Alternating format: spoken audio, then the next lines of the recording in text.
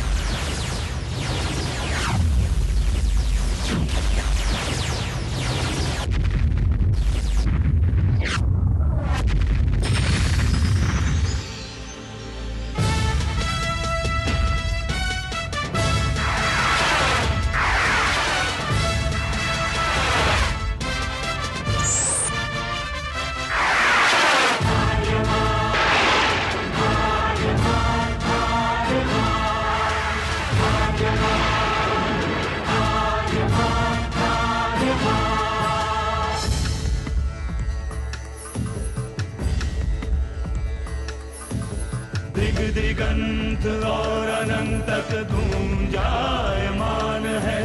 ब्रह्मनाद है विधि का वो अटल विधान है। धर्म की अधर्म पर विजय का वो प्रमाण है। जायमान है वो अटल विधान है। विजय का वो प्रमाण है। ब्रह्मांड का महान योद्धा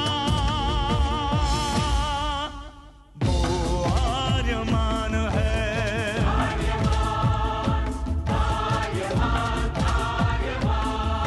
ब्रह्मांड का महान योद्धा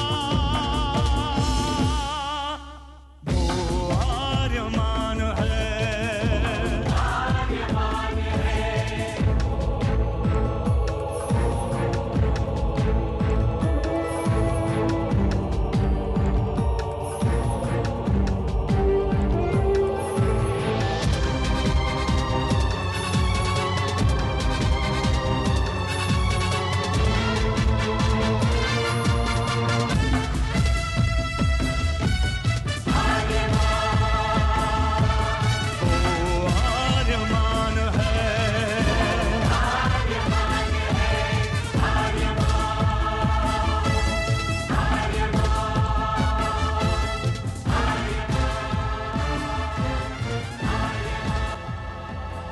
अनंत असीम ब्रह्मांड, अद्भुत, विशाल, विराट, जहां असंख्य आकाश गंगाएं प्रतिक्षण बनती रहती हैं, मिटती रहती हैं। हर आकाश गंगा में होते हैं अनगिनत तारे, अनेकों सूरज, और सूरज के साथ होता है अपना सौर मंडल, जिसमें रहते हैं अनेकों ग्रह। न जाने कितने सूरज चमके और बुझ गए, न जाने कितने तारे चमके और खो गए, न जाने कितने ग्रह, कितनी पृथ्वियां, कितनी सभ्यताएं बनी, बढ़ी और खो गई समय की इस अनंत धारा में। इन्हीं अनजानी परंतु अमर गाथाओं में से एक है महागाथा ब्रह्मांड के योद्धा आर्यमान की। बहुत समय पहले पृथ्वी से लाखों प्रकाश वर्ष दूर आर्याना आकाश गंगा में एक ग्रह था, थार।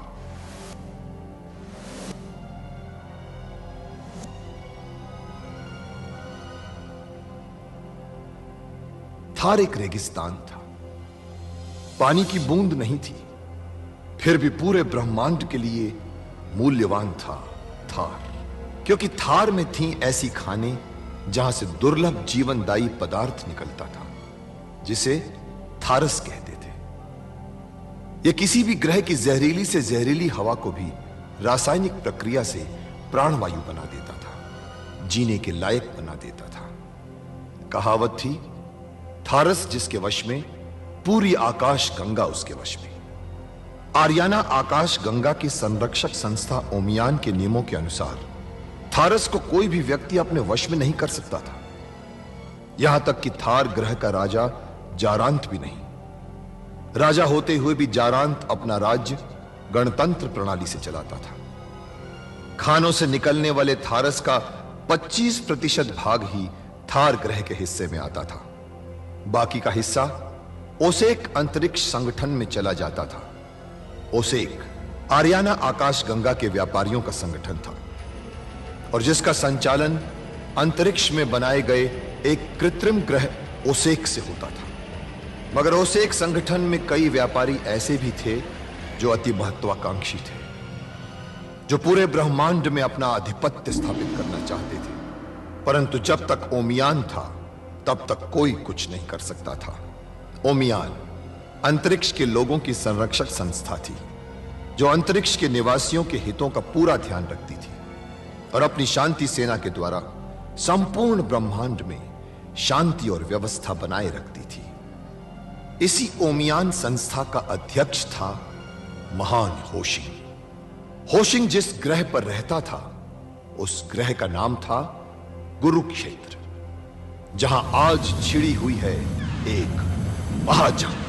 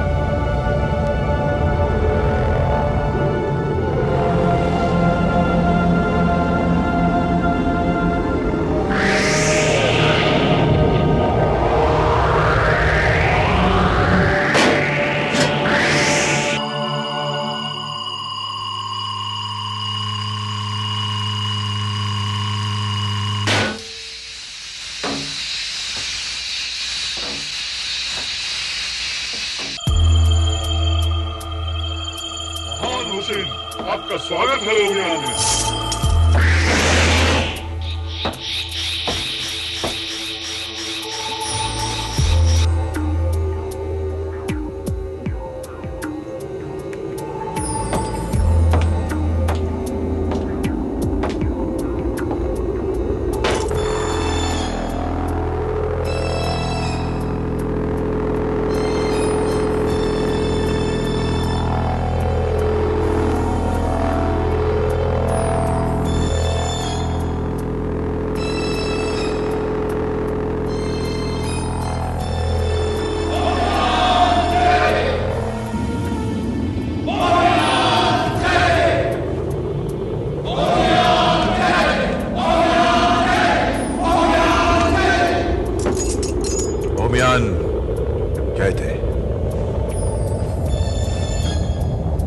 ओमियान के सम्मानित सदस्यों,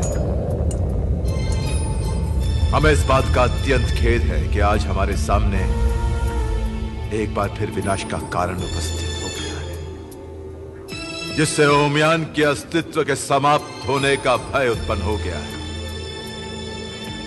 हमारे आरियाना आकाश गंगा के ग्रहों के सभी निवासी सदैव मेल मिलाप से रहते आए हैं। हम अपनी हर समस्या का समाधान ओमियान संविधान के अनुसार ही करते आए हैं। हमारे इस ओमियान संघ की स्थापना जीवन के मूल्यों को आधार बनाकर की गई है, ताकि ओमियान संघ इस आकाश गंगा के निवासियों के हितों की रक्षा कर सके। परंतु आज इतिहास अपने आप को फिर दोहराना चाहता है। हमारी शांति भंग होती जा रही है।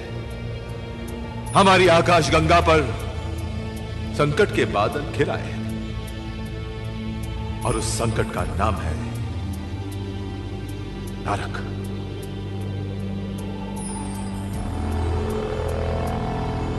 महान होशेन,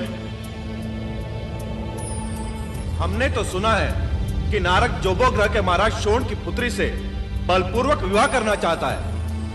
इसीलिए तो हमने आपातकालीन बैठक बुलाई है। हमें विश्वस्त सूत्रों से पता चला है कि नारक राजा शोण पे आक्रमण करने के लिए जाबूग्रह जा रहा है। हमने अपने उपग्रह के उपकरणों से उसे उस एक संग से निकलते हुए देखा है। ये देखिए।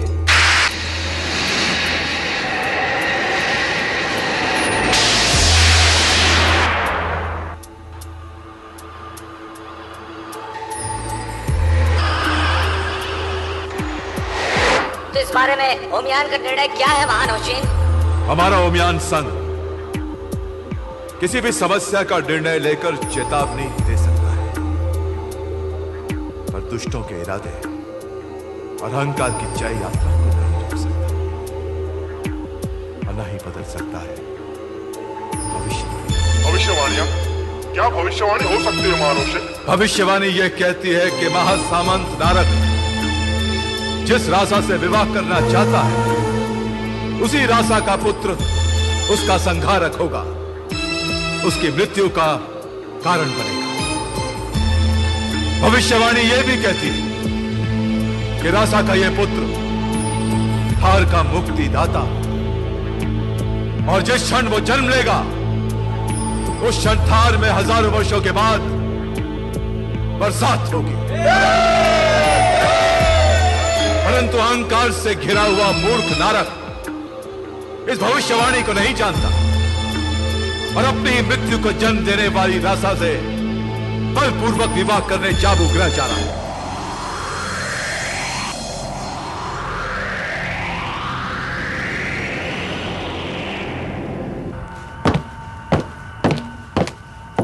हम जाबूग्रह के निकट पहुंच चुके हैं महासामंत नारद,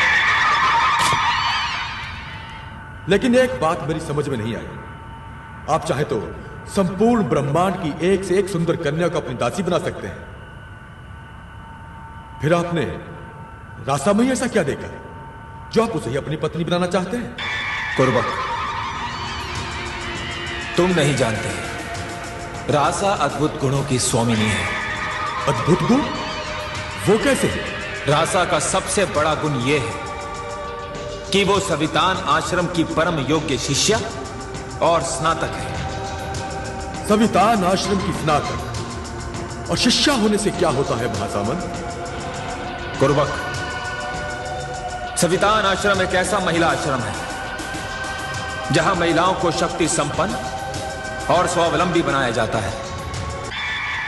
भौतिक शिक्षा के साथ साथ दैवीय गुणों से भी संपन्न किया जाता है। सवितान आश्रम की शिक्षित महिला भौतिक शक्तियों की ज्ञाता और स्वामिनी हो जाती है।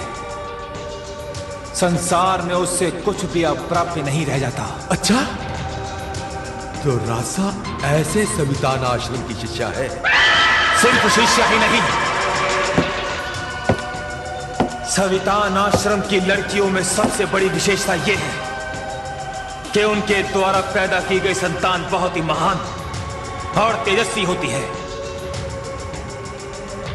अब देखना, मैं अपनी संतान की सहायता से पूरे ब्रह्मांड पर एक छत्र राज्य स्थापित करूंगा। अब देखना कुर्बक, वो दिन दूर नहीं जब सारे ग्रहवासी मेरे दास होंगे।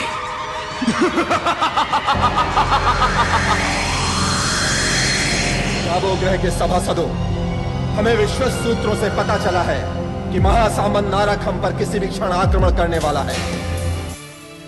जब से नारक कौशिक संघ का अध्यक्ष बना है, उसने आर्याना अंतरिक्ष के लोगों का जीना मुश्किल कर दिया है।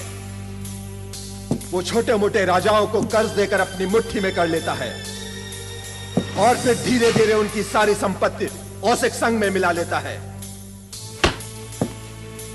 ना जाने आगे चलकर नारक की महत्वाकांक्षा क्या रूप लेती है, समझ में नहीं आता। महाराज शोण, हमें नारक के ऐसे कार्यों का विरोध करना चाहिए।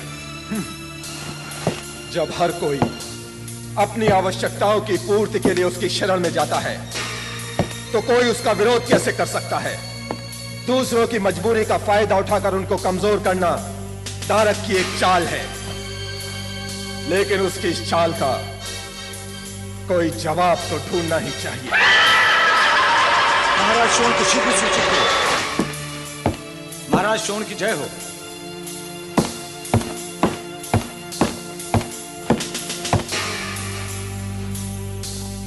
महाराज, आपकी शंका सच साबित हुई।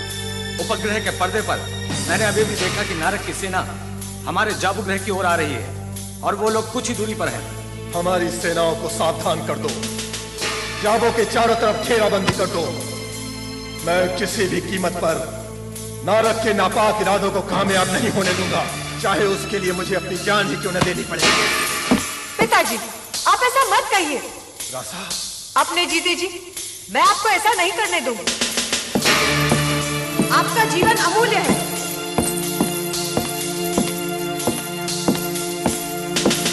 पिताजी, नारद केवल मुझे पाने के लिए जाबू पर आक्रमण कर रहा है। मैं अपने जीते जी जाबू का विनाश नहीं होने दूंगी। मैं नारद के शादी के प्रस्ताव को स्वीकार कर लूंगी। नहीं बेटी, मैं तुझसे इतना बड़ा बलिदान नहीं। मैं जानता हूं तू भी नारद से घृणा करती है। तू ही क्या, ब्रह्मांड के सारे शांतिप्रिय लोग नारद की महत्वाकांक्षाओं से घृणा करते हैं। मैं अपने जीते जी तुझे उसके हवाले नहीं कर सकता। नारद के आक्रमण का उत्तर दिया जाएगा।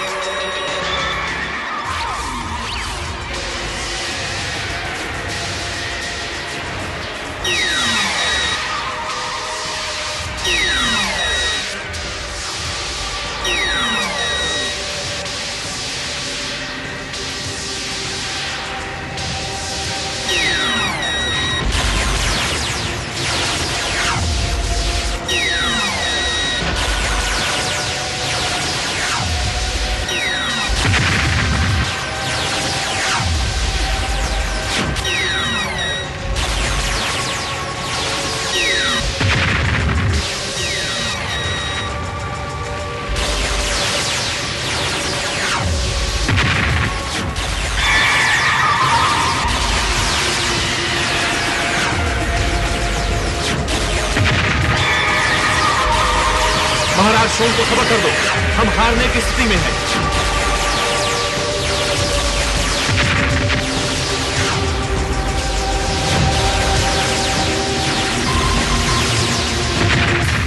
नारद ने सुरक्षा घेरा तोड़ दिया महाराज, और हम हारने की स्थिति में हैं। बेटी रासा, तू अपने कमरे में जा। मैं अपनी जान दे दूंगा, परंतु नारद को तुझे स्पर्श भी नहीं करने दूंगा। तू जा बेटी, जा। नहीं पिताजी, आपका जीवन जाबू के लिए मूल्यवान है। आप नारद की बात मान लीजिए।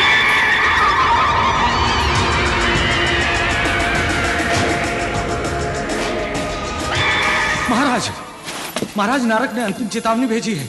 समर्पण या जाबू का सर्वनाश।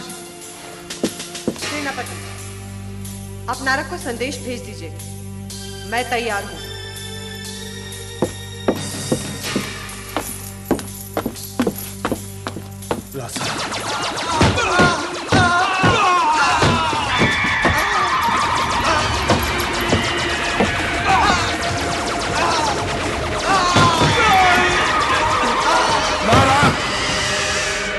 जाबू नरेश शोण को महासामंत नारद का अभिवादन।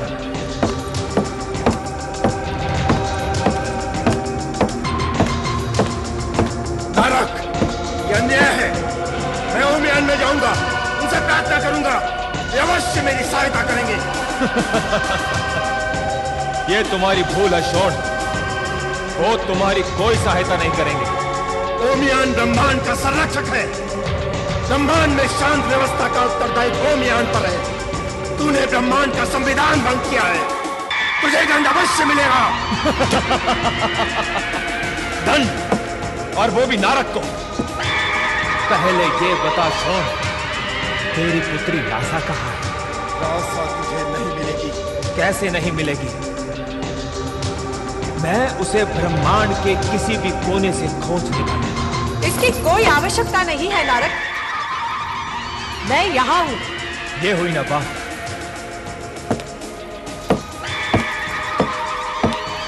वो नहीं नारद,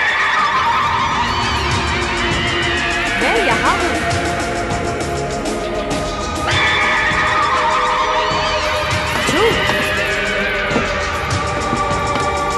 मैं यहाँ हूँ। मैं यहाँ हूँ। और मैं यहाँ हूँ। वो भी नहीं, मैं यहाँ हूँ। अरे वो नहीं, मैं इधर हूँ। एक नहीं, दो नहीं, साथ साथ रासाएं। मैं रासा हूँ नारद? नहीं, मैं रासा हूँ नारद? ये झूठ बोल रही है। असली रासा मैं हूँ। नहीं, असली रासा मैं हूँ। नारद, इनकी बातों में मत आना, ये मायावी है। असली रासा मैं हूँ। नहीं, मैं हूँ रासा। असली रासा तो सिर्फ एक है और वो मैं हूँ। अगर असली रासा स्वयं अपने आप को मेरे हवाले नहीं करती तो मैं सबका वध कर दूंगा, और सबसे पहले शोण का।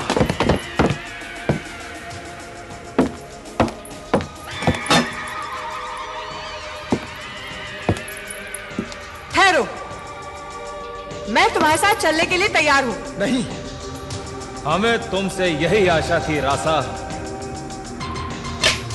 नहीं बेटी, मेरे जीते जी तुम्हें कोई हाथ भी नहीं लगा सकता। मुझ पर विश्वास कीजिए, मेरी बात मान लीजिए पिताजी।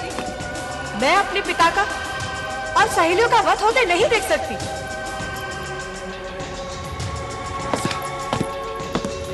चलो नारद।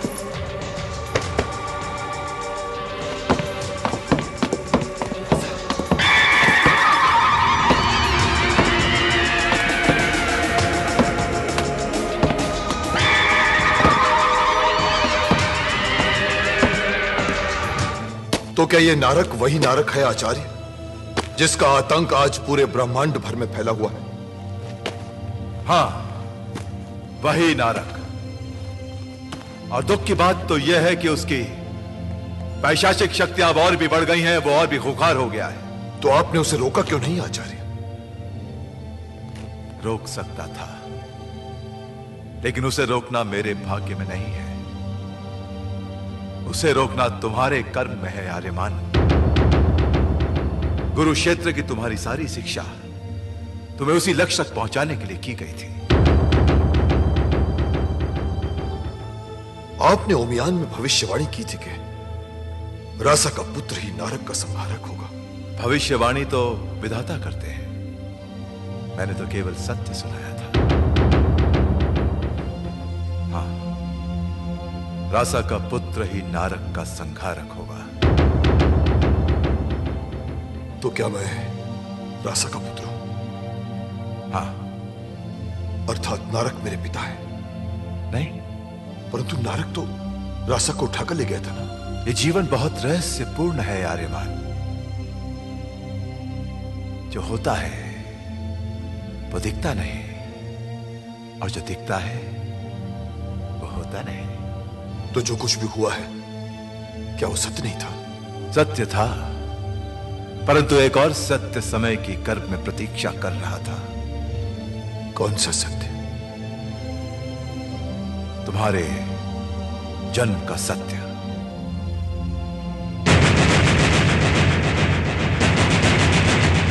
ग्रह नक्षत्र सूर्य चंद्र जिसके नेत्र कान है, ब्रह्मांड का